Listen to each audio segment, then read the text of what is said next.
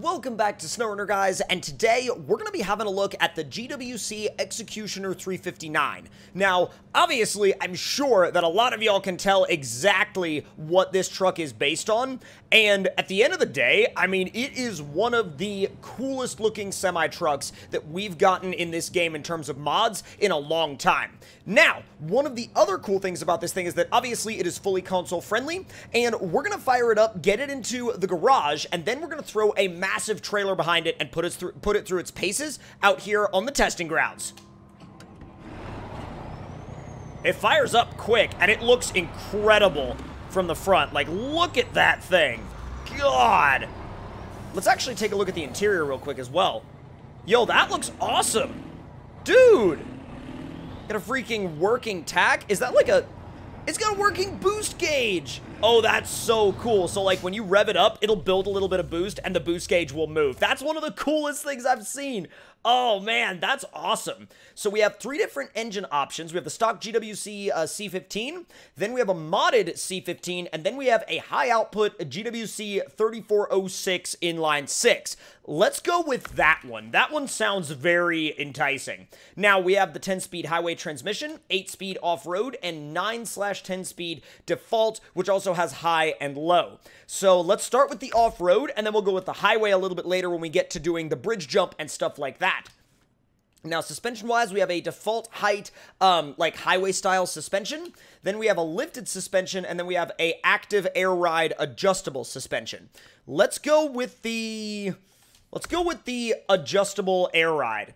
Now, ooh, oversized highway tires? That's actually pretty sick that they offer that as an option. GWC highway tires, got some default highway tires. Let's see, all-terrain tires, heavy-duty off-road, studded ice tires. They've got just about whatever you might need in here. The 51-inch military tires. Bro, this thing has got quite the lineup. All right, let's go with the... I'm thinking the 51-inch mil-spec tires. Those look really, really good. Stage 4 winch. And then you can do a heavy crane on the back, but I don't think that's going to be our approach with this particular build. Like I said before, we're going with a full-on, like, heavy haul setup. Yo, no way. What? Oh, that's so cool. These add-ons work with it too. Look at the freaking grabber on that. Now, just to clarify though, this is not part of this truck, of this truck's mod. This is part of a greatly modified Aramatsu Forester, and that's a different mod. It doesn't come included with this truck. So we'll do the saddle high. And then from here, fenders-wise, front fenders, I guess we can... Oh, wait, what? Oh, I see. Towards the front of the rear wheels. That makes sense. Cab lights, horns. We'll do the cab lights and the horns and the color-matched visor. That looks really, really good. Reverse light, we'll throw that on there. And, oh, that's really cool. Square 359 headlights, round 351 headlights, and sleek 389 headlights. I'm going to leave the 359 headlights on there, but it's really cool that he lets you swap that out. Side lights, which I'm not sure where... Oh, okay. I guess I see where those go. Let's see. Arrow sides, sleeper arrow, we'll do that. Let's see. Turned or angle cut. Let's do the turned exhausts. And front mud flaps, rear mud flaps.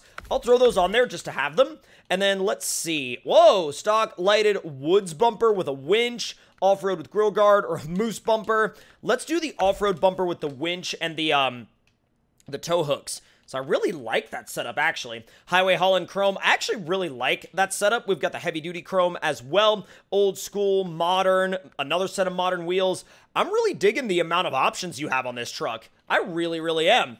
Oh, that tan doesn't look bad at all. There's a lot of really nice color options on this truck, like a genuinely nice amount. I really, really like the customization on offer here. It's a really well thought out, well put together setup. Now, let's see what we want to go with. I don't know why I like that tan so much. I just think it really works with the truck. I think it actually suits it really, really well. So does the dark red, like the black, especially with the stripe works really well, but I gotta go with that tan. I don't know why, but I feel like that tan just really, really works. Although now that I've gotten it outside the garage, maybe not so much. Not the biggest fan of it. I think I like the blue. I don't like the tan very much. I like kind of that orange. Oh, man, the red looks great, though. The red looks awesome. You know what? I'm gonna run with that. And I know that, once again, there's probably gonna be somebody that's gonna be like, oh my god, it's the same color you always pick. And for one, I know that that's not entirely true. I do pick different colors other than red from time to time. So that's why I feel okay in throwing a red paint job on this one. Now, oh, it sounds amazing too, just even like idling there. Now, let's see what we could do in terms of a trailer. Now, the heavy construction equipment trailer is good. Heavy oil tank. Let's see. Oil refinery. Oil rig. The oil rig is actually a really good one. There's also the rocket trailer. Because, I mean, I like the oil rig because it's actually, like, properly oversized. Oh, dude, that looks sick. Now, let's actually raise the suspension up. That way we have just a tiny bit more clearance. But that'll be a really good way to test this thing's load carrying capability, that's for dang sure. It certainly doesn't feel slowed down at all. Now, granted, we are running the top engine, and I get that, but at the same time, I mean, it really does feel very well up to the task. I mean, genuinely up to it. Okay, yeah, it's got torque for days. It has absolute just, like, next level torque. Let's see how it does through the creek. Okay, yeah, as long as you put it in high and stay in the throttle, it just absolutely shreds. It does not care. And I know that it weighs the back end down a little bit with, like, kind of, you know, an off-road style suspension, but it's really not too bad. Oh, it does look amazing, though, too. Like, when you've got it in, you know, like, photo mode right there, oh, man. It really does look top-notch, next level. I love the way this thing looks. I genuinely love the way this thing looks. So let's get it into the mud and see... Really? What are you stuck on? Oh, trailer legs. Have I mentioned how much I don't like the trailer legs in this game? Have I mentioned how much they just create unnecessary issues with getting a trailer up a tiny little incline like this? It really is one of the most frustrating aspects of towing trailers in the entire game. Genuinely in the entire game. See, like, it doesn't even want to move, and it's solely down to the fact that those dang trailer legs hang lower than pretty much everything else in the game. Yeah, we're like, I mean, we're up here, we're fine, we've got grip, but the trailer is just, like, sitting there on the legs. No visible winch attachment points, huh? So this thing doesn't even have, like, a gnarly extended distance winch. I mean, I put the Stage 4 winch on there, but I guess that wasn't enough. All right, well, I guess we're going to need a little bit of assistance, huh? That is going to come in the form of this guy right here. Let me just throw the speedy engine and the bulletproof, the speedy transmission and the bulletproof engine. Yep, there we go. That's all we needed. Literally, that's all we needed. It's honestly comical to me how sometimes, like, all you need is, like, a crazy over-the-top truck like the L400 to get something out of a bind, and then boom, you're fine. You literally don't have to worry about it ever again. All right, let's see how you do in the mud. I have a feeling it'll be entirely fine until it gets caught on the trailer legs. The trailer legs are probably going to be the worst part of like, this thing's entire adventure in mud. Dude, high range is fast in this thing. It's very fast. So fast that, like, even in shallow mud, it just kind of spins everything away. Diff lock is always on, though, so you can be in automatic in the mud and not really get punished for it, so to speak, which is nice. I really do like that. I can appreciate that. Let me find a little bit of a nice route through the mud here. What do you say? I'll tell you, though, every single route that you take this thing down, it will look amazing doing it. It will look absolutely incredible doing it. Absolutely freaking incredible. And so far, really no issues. I mean, and the reason why we've had no issues is because we haven't gotten caught on the trailer legs yet. I mean, lock it in low plus. And see, again, as long as it's not caught on the trailer legs, it will go through absolutely everything. But you got to remember that you have to plan your entire drive around the trailer legs. Like, if the trailer legs are going to get caught, don't go that way. Like, literally, do not go that way. Like, I had to hover the trailer legs specifically because of the way that I was, like, positioning the truck, I had to hover the trailer legs over the obstacle instead of taking the truck and trailer through the obstacle itself, which in a way can be moderately frustrating, for sure. Let's take it through the dips obstacle now and see how far it can go before it completely and entirely bottoms itself out. I did go with that stage 4 winch, right? Extended power, yeah. I mean, that's really odd. The fact that it can't stretch to that tower over there. Still no visible attachments. Wow, that's not a very far winch. That's a lot more of a vanilla-focused winch, and there's nothing wrong with that. There's nothing wrong with that at all. I think just, like, coming from me being used to, like, especially on trucks like this, being used to some longer winches, I mean, it's kind of a little bit of something to get used to again, but that's not a bad thing at all.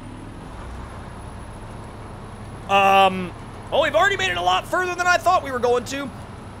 It keeps itself in, like, 5th and 6th gear. All I have to do is the occasional, like, tap of the clutch, and it went through there flawlessly. That was entirely unexpected. I had no idea that it was going to make it through there that easily.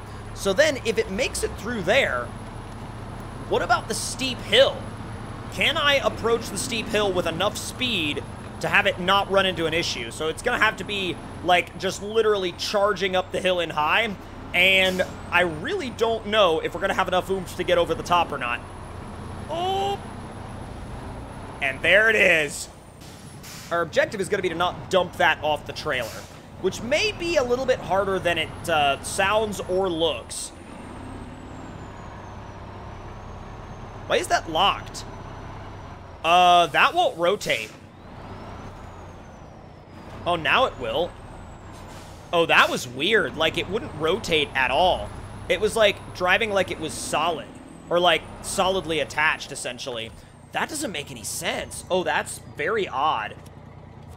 I don't think that's the mod's fault, though. I think that might be on the trailer. Because it literally, like, it would turn fine with the other one. This one, it wants to act like it's a solid object. I have no idea why it wants to do that. Come on, give me a little bit more pull. Let's go. I don't know what is up with that particular setup that it doesn't like, but it is just not happy with that trailer. It is not happy with it at all.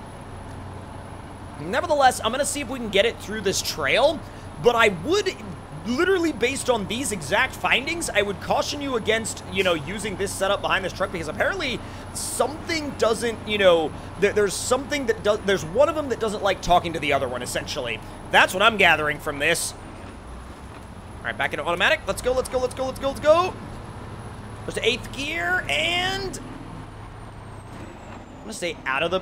Okay, now if I hit a tree, it turns. That's so weird. Yeah, I'm going to stay out of the mud, especially judging by what I've discovered recently. Oh, here's a question. Can I fit through the woods to get back to the... Well, it literally started complaining the second I started doing that, so... Naturally, the best approach would be to do it more. Oh, there we go. It emerges. Oh, actually, it pulled it through there no problem. But look, it doesn't want to turn with the trailer. Like, the truck doesn't seem to like to turn independently of this particular trailer. And I really, truly don't know why. Come to think of it, I wonder what'll happen when I take it off the bridge jump like this.